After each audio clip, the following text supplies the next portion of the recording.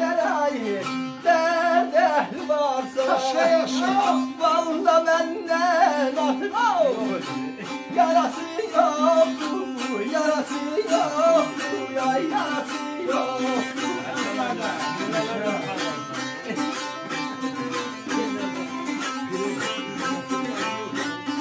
Hay o kadar çek vay Allah'ım ben.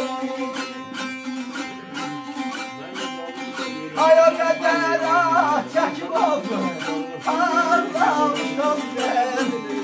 Daha gözlerim oğlan yarası yoktu, yemeyler yediler var aylarımda.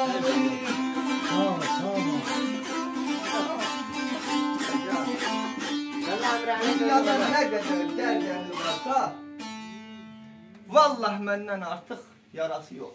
Sağ ol. Ay xanlar o kadar ah çekip ağlamışam daha gözlerimin qarası yok. Sağ ol. Şər əli göylərə qalxır namərdin.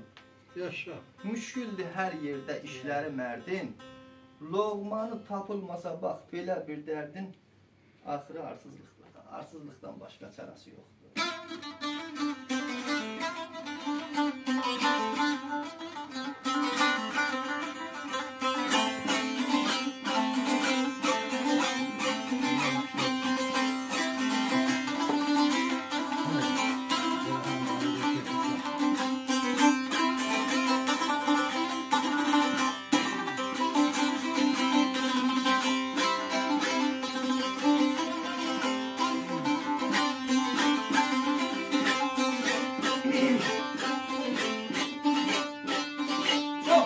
Şamay bu dünyanın keleği Çok görmüşem ay bu dünyanın keleği Nüfuzlu yüzme yay yüz Adı küleğin, adı küleğin, ay adı küleğin